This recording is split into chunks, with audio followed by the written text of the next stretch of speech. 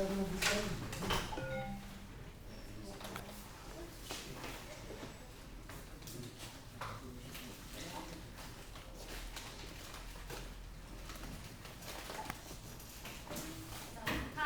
The Mathematics of X-ray Transmission, Tomography, okay. Okay. Hello. Thank you, Dr. Cho, for considering my name for the series of math talks. I'm trying to find a good way to start this math talk. But let me tell you something. Yesterday I went to Germantown. There was a lecture, and they have a spectrum series of lectures. And this professor, Dr. John Zhang, gave a lecture about how mathematics can save lives. And I saw several slides, and one of them was a slide showing the head of a person and some people manipulating the tissue of the brain of a person. It was a medical precision, so don't. And also there was a CT scan device next to the person. So the question that I'd like to ask you now is, if you believe there's something wrong happening in your brain, would you prefer to have a biopsy, or would you prefer to have an MRI?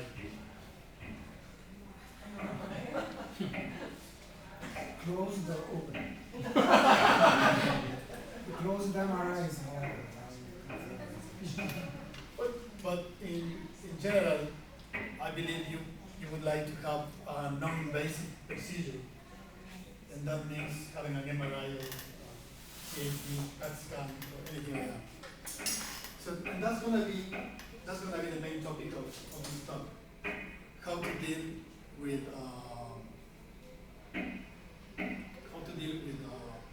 procedure like that without making any incision in the human body. And as you can see, the title is Mathematics Behind X-ray Tomography in R2. But you see, actually I'm going to talk not just about tomography in R2, but also in R3 and in general in RN, because once you have the definition of the X-ray transform, you can extend that to any dimension. Okay, and I will along the way I will be telling you what are the differences. Okay, and so what we are going to do is the following. We are going to consider an object, well, not an object, but a human feature. Let's say the brain, or let's say the lung, or a liver. Everyone, we are going to send X-rays. What are X-rays? Energy. So, well, X-rays is a form of electromagnetic radiation, that is produced by the variation of both the magnetic field and the electric field. It was discovered by this German physicist.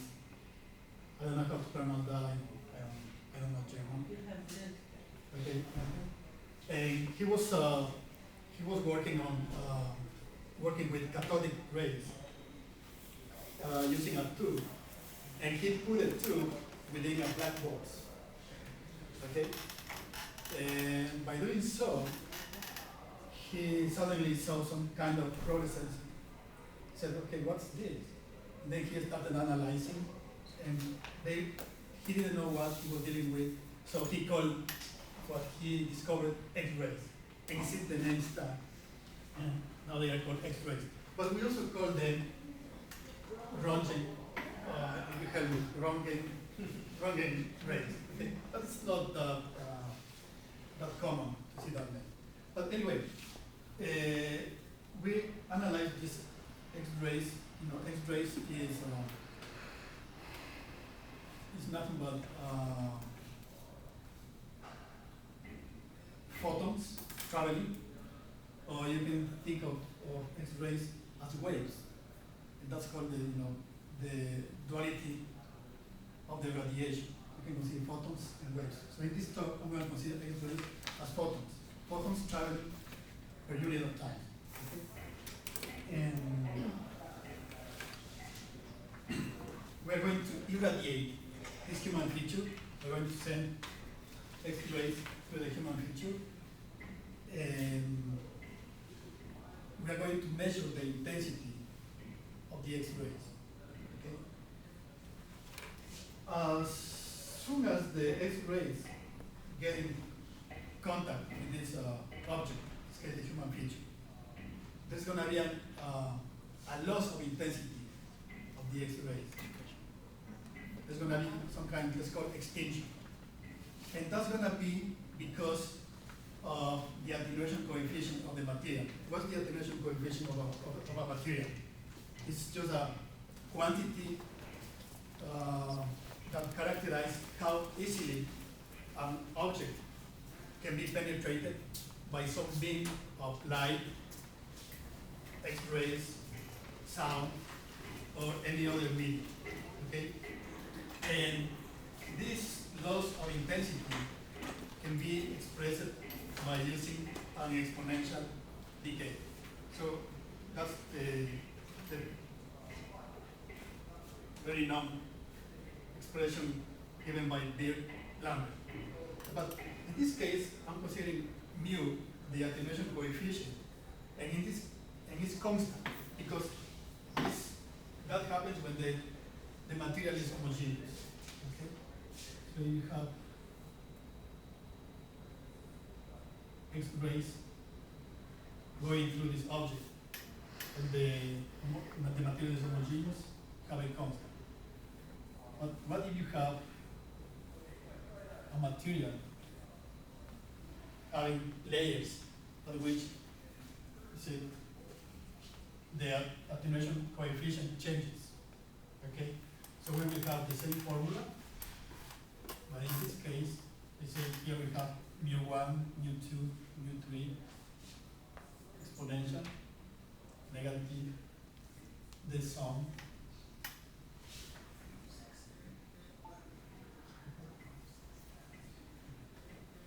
And we have a sum. That's the idea.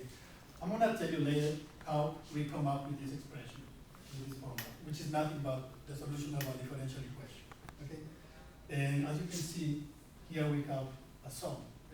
My calculus students can imagine that once we have a sum, we extend something that is non-homogeneous at all, this is going to become an integral. Okay? And the mu is not going to be constant anymore.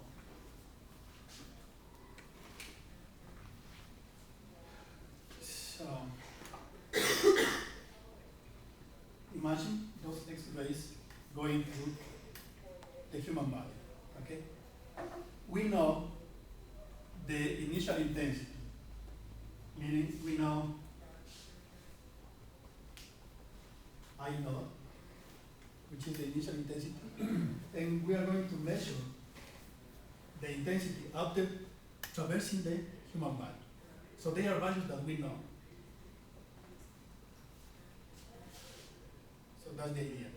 We're sending X-rays through the human body, and we are measuring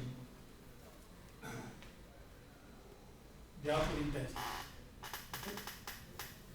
In this case, we consider this set of straight lines, okay? Discrete set of straight lines. This is again a discrete set of straight lines, but in at a different position. We call this set of values, which is a function, the projection, okay, of the X-rays when they go through the human body. Now,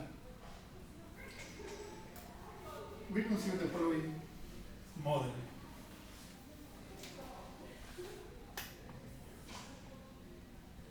The X-rays going through straight lines. So take any line.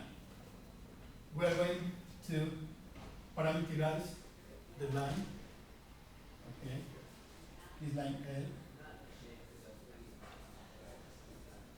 For values of S that belong to some interval. Since the intensity is decaying,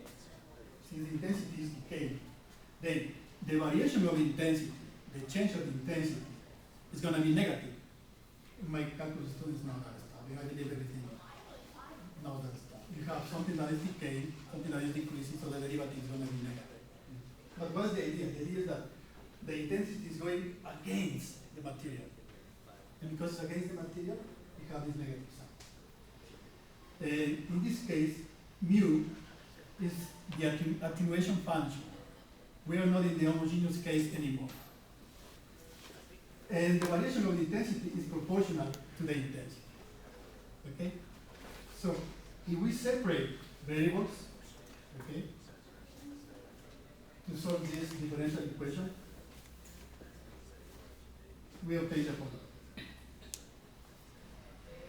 After separating variables here, okay, I prime over is, and integrating from a to b, I get this expression. Okay? You guys know the derivative.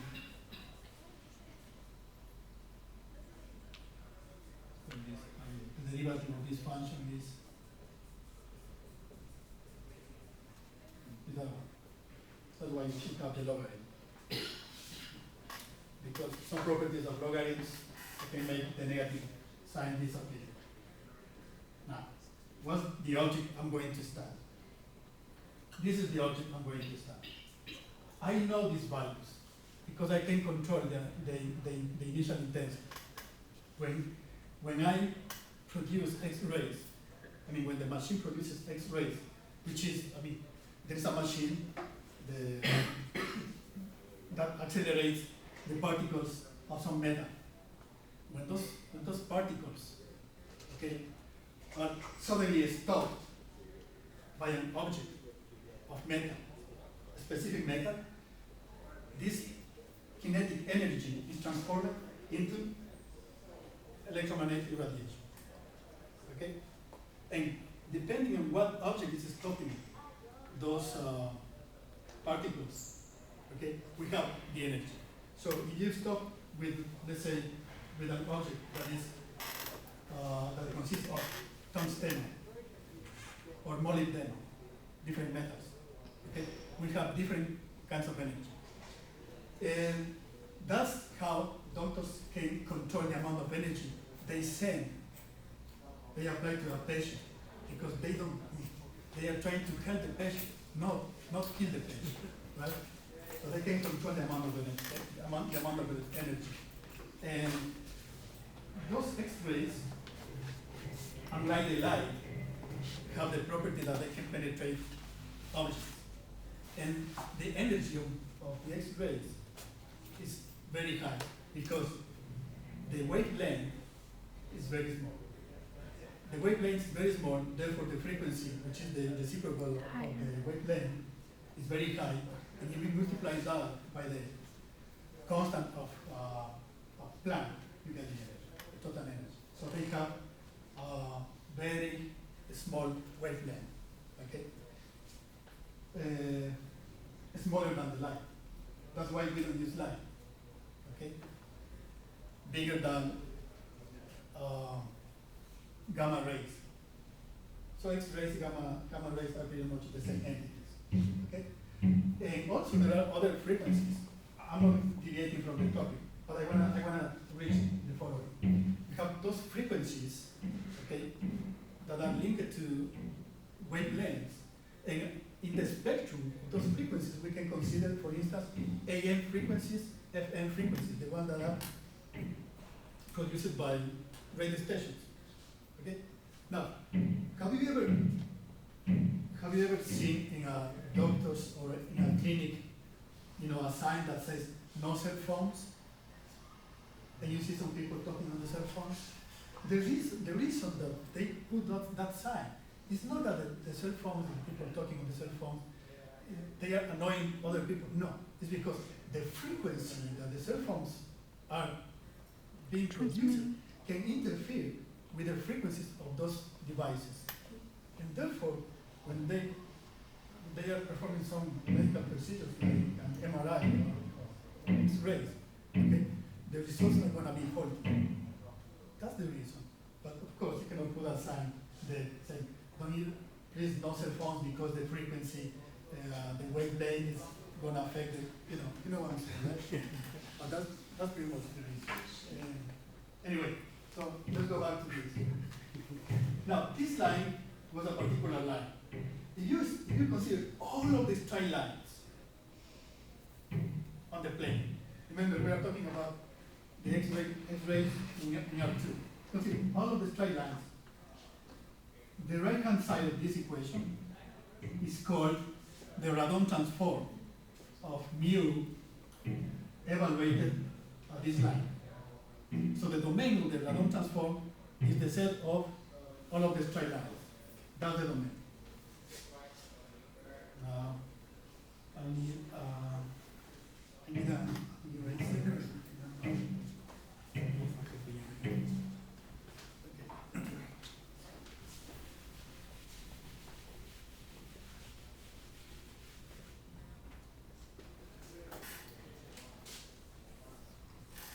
So if that stands for the Radon transform, okay? Then the Radon transform is defined. Let's call this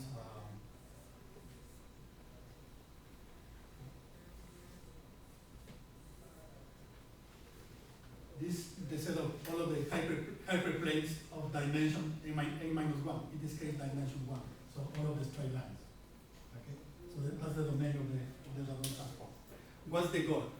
The goal is to obtain this function from those values that we know. Okay? So we know the values on the boundary of this human feature, and we want to find the attenuation function that is inside. So as you can see, it's a non-invasive procedure because there's no incision at all. Okay? And let's see how we do that. Okay, this is going to be the model I'm going to talk today, in which is the parallel beam geometry. So you have a beam of X-rays, okay, and as I mentioned it before, we are going to measure the output intensities of the X-rays going through those straight lines. Okay? And this is called the projection, but it's also the Radon transform, evaluated at all of those parallel lines. Okay? If I rotate these lines, all of those lines, by an angle, different angle theta, theta 1, I'm going to get what? Another projection, right? So another set of values, okay? And the mathematics for that is the following. This line L can be expressed by this equation. So the inner product between P and W, where W is the unit vector of this line, and W orthogonal is the unit vector of this one, okay? Then this product, inner product, which is equal to that by definition, gives me the line. So I'm just changing the parameters. And everything now is going to be expressed in terms of the angle. If I define this delta function as 1,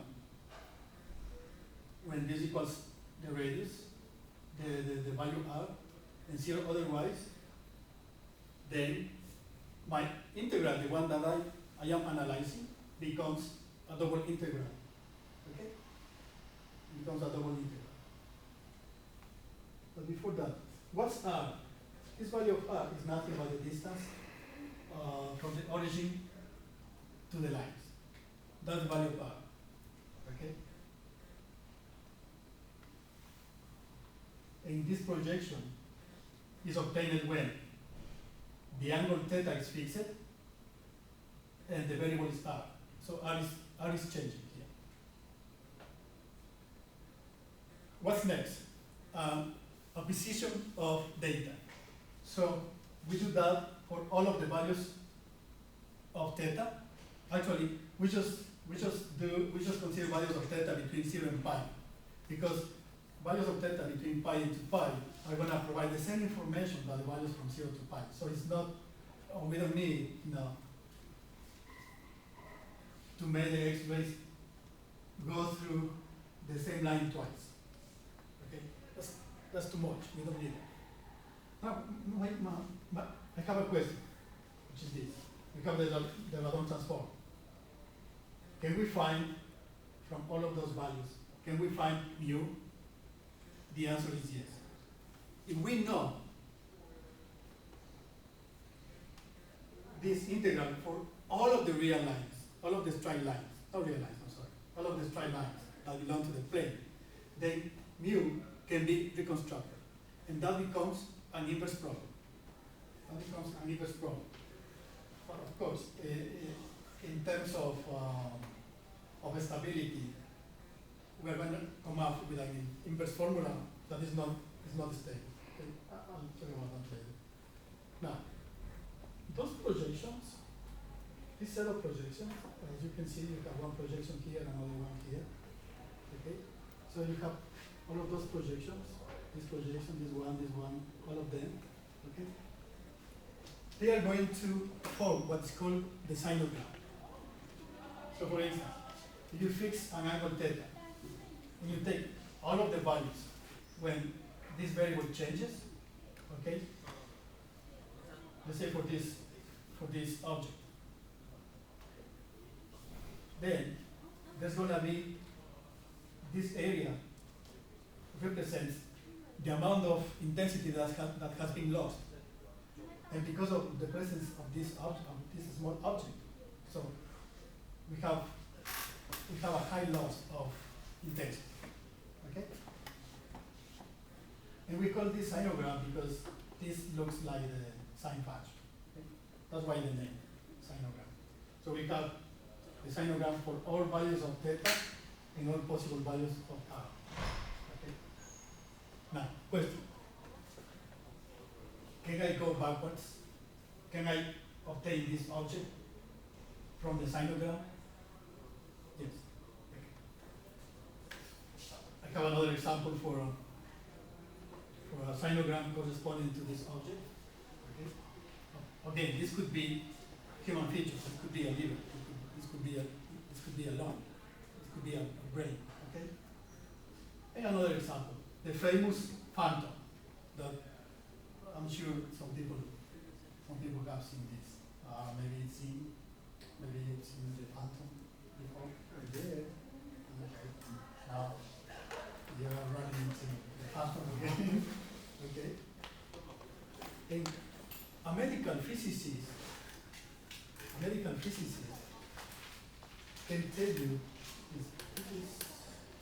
so weak. I need X-rays. I need X-rays. Medical physicist is not working.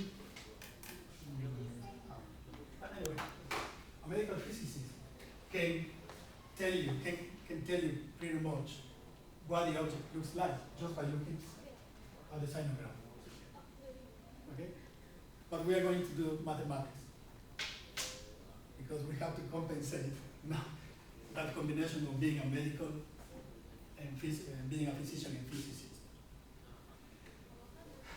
How do you obtain the function?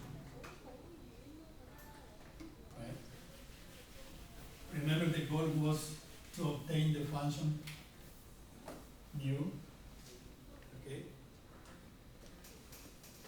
We know the Ladon transform. which is the projection.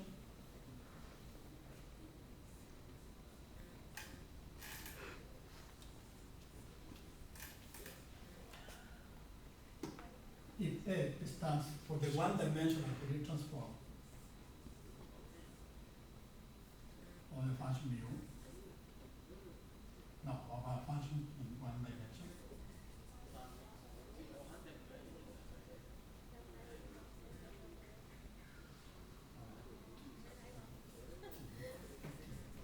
okay. And yet A stands for the n-dimensional Fourier transform. So we have something like this. Now, I'm gonna have n integrals. I prefer to do this. G of x1, xn, p negative I2, pi. It should be p.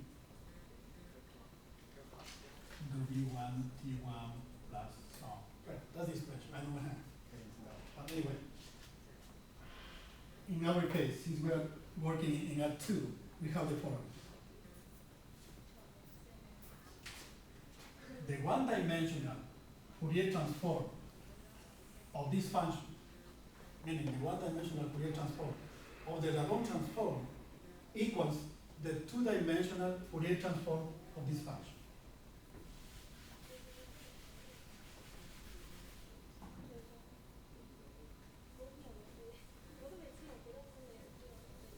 Because you know mu is defined on the plane, the domain of mu is the plane, so two variables, x and y. And the projection has only one variable, the variable r. So we have this equals. Okay. So if you invert the two-dimensional Fourier transform, what do you get?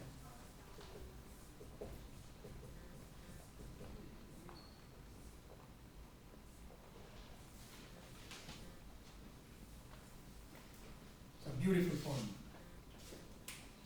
The inversion formula of the Radon transform. And that is true also for the n-dimensional case, in which instead of considering straight lines, we are considering hyperplanes of dimension a minus 1. So the n-dimensional, the n-dimensional Fourier transform of the object, okay, of the function that we are trying to obtain is going to be, again, the one-dimensional Fourier transform of the projection. The projection is always a function that depends on one variable. Fourier, this is called the Fourier slice theorem, or is also called the central slice theorem. Now, this formula is just answering the question that we can obtain mu, but it's not stable in terms of computational stuff. So, what do we do now? We should try to come up with other inversion formulas that are less expensive, okay, in terms of complexity. Stability here refers to an initial condition or? No. When you talk about that, in order to obtain this, you need all of the projections. So that means you need all of the straight lines. In other words, you cannot localize. So it means in order to invert the function mu, okay, for this region of interest, you have to irradiate the whole body. You need everything, but in practice we don't do that because we don't want to keep the patient, and we are just going to obtain a finite set of projections, okay, that are enough to obtain the image. So, thank you for asking that. That's what is called the localization of the Radon transform. That depends on the dimension of the space. For instance, if the space has odd dimension, it's easy to localize the Radon transform. But remember, we are on the plane. When the dimension is even, it's not easy to localize the Radon transform. just think about the following. I'm gonna do this, and everybody's going to realize what I'm gonna do. Did you hear that? Now the sound is gone, right? You don't hear it anymore. Now, think of this as, a container with water. When you do that, there will be some ripples. And they are gonna be there forever. So you have waves. While the sound is a wave, but once the sound hits your ear, it disappears. R3. Space, 3 dimensions. But on the plane, on R2, the waves are gonna be always. So that means if we didn't have that in real life, it means the sound will be hitting your ear always. So we'll be hearing the same thing always and always and always. And also, you're gonna be hearing things that some of your ancestors were telling to your parents, for instance. And a lot of things from many people from several development and stuff. That's the difference with the dimension. So the dimension plays an important role in the localization of the vacuum transport. And by the way, the person I did my PhD with, Carlos Bernstein, did the mathematics in order to localize the vacuum transport in the 78, 70, in 79, I guess. Who is sponsoring this kind of research? Is it GE? Because GE does a lot of, invest a lot of money in these kind of things, the MRIs. Yeah. There is a, It's gotta be a company, well, there are some companies. because it's money here. General Electric, for instance, in 1979, when my advisor developed that mathematics for CT scans, they created a device, the General Electric. Carlos Bernstein, Yes. my former advisor, well, still my advisor, got a US patent for that. And he was the first patient to be analyzed with a device that was created using the mathematics he did. And they found that the flow of the blood through his heart, there were some clots. So he did the math. They created the device based on that math. He was the first patient. They did that, so they found out he had that problem. So actually, he tested himself, right? I would say. So you have several companies, other companies working also. My research, of course, came from the National Science Foundation, and I don't know. Now, there are institutes working, and for instance, one institute I was in was the Institute for Systems Research. You may be familiar with that, College Park, that works very closely with NASA, and they are working on this stuff. So I have some papers that are published by the Pentagon, also the Pentagon, and also by NASA. So this stuff. And NIH. Yeah, they do. They Obviously. And another guy, a big guy, Spencer, who's a good friend of mine, is the director of the MRI unit in the NIH. He's a medical physician. He could be, for instance, a good person to invite to college. I can do it on your behalf if you want. So he can give a talk with something more specific, not about the math, but more than that. Okay? Wait a second.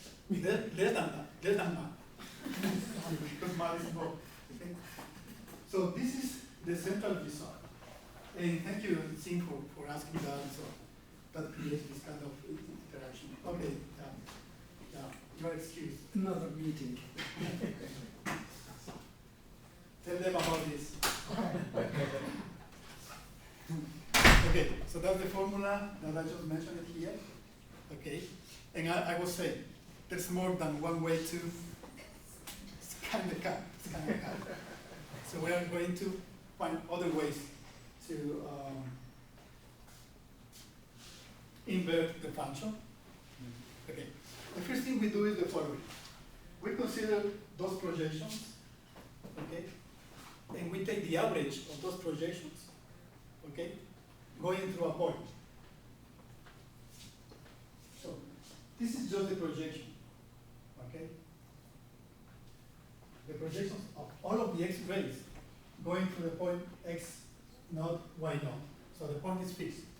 You take the average of those values, and this function looks like mu, the attenuation coefficient. Okay? This is the idea. We have the projections. This is the point x0, y0, and you back project. Okay? And you consider what? All of the projections going through this point, and you average them. But there is a problem here. There is a problem. The low frequencies, these ones, overlap. And when they overlap, they create the blurring effect, a blurring effect. Because there's no any contribution for these low frequencies. But because of the Fourier transform, all of those low frequencies are overlapping.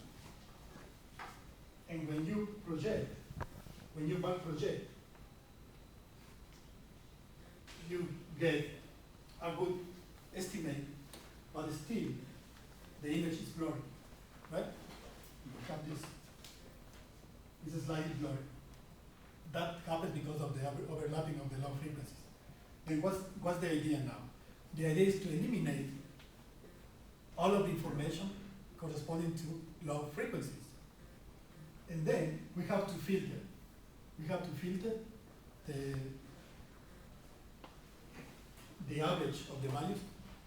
And the way we do that is by using a high pass filter, okay? Which is a filter that allows only the high frequencies to pass and stops the other ones. And that's what we call the filter by back projection. Okay? After filtering, the blurry effect is pretty much gone. Now, it's obvious that I cannot obtain the original image of the object. The only way I can do that is by cutting and taking a picture. Okay? And if I want to obtain the original one, the picture that I'm going to take has to be using those films because it's going to be analog, not digital. Okay?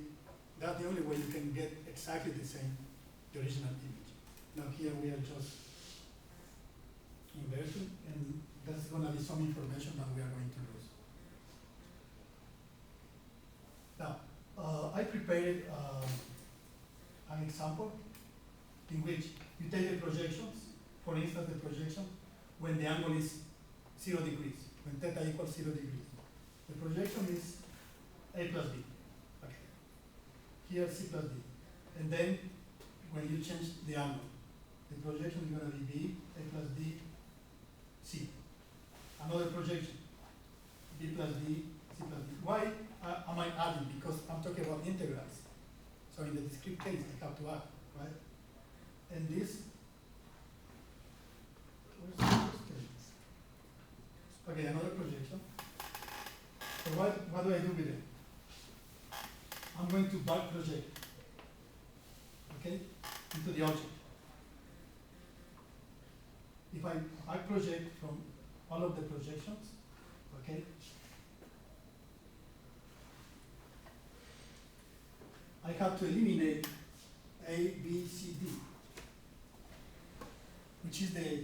which corresponds to the information given by the low frequencies.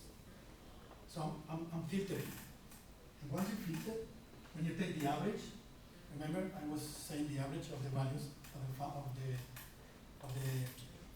of the X-rays going through the same point. When you average, what do you get? A, B, C, D. So you are reconstructing the original object.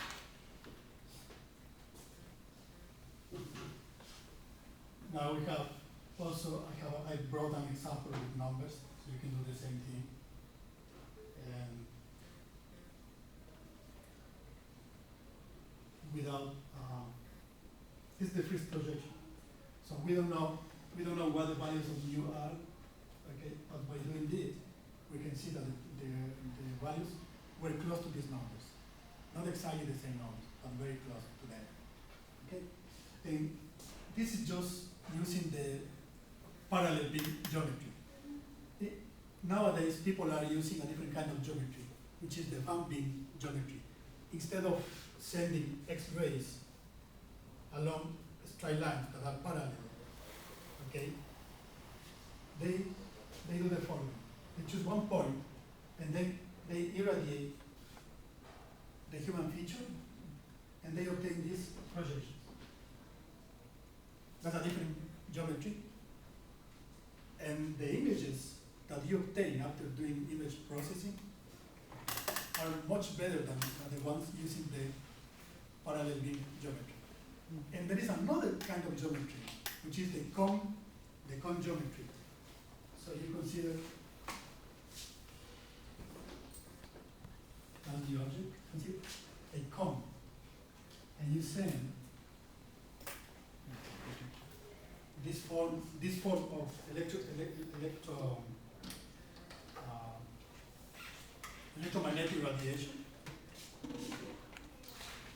along the points, and you can reconstruct. Okay? And I only have 50 minutes, and that's all I wanted to talk. Just briefly about the mathematics of the Gaussian transform. Now, we can do much more. We can talk about signal processing that is involved when obtaining the image of the object. Okay, so in that case, we're going to talk about filtering. We're going to talk, like I said, high pass filters. Actually, RAM filters. You use the RAM filter because there are some high pass filters like HANA filter, for instance, that don't stop all of the low frequency pieces of information. So the best one that they use that gives the best results is a RAM filter. Okay? And I could say what Dr. John Jen yesterday said, that mathematics does save lives. Now, this is the, all of the papers corresponding to this stuff. And with Carlos Beristain, I published seven papers. Okay, I published 7 papers, most of them in AMS journals. There are also some publications. But anyway, this talk is not about me. This talk is about X-rays transmission tomography. And anyway, just giving you some information.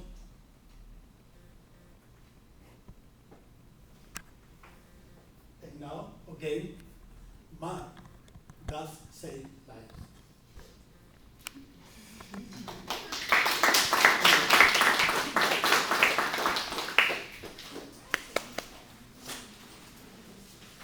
So do you have any questions?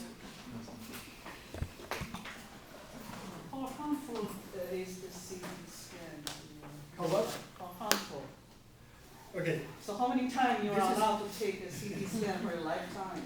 The probability that these kind of procedures can produce cancer is 1/10,000. 1/10,000. You mean per scan?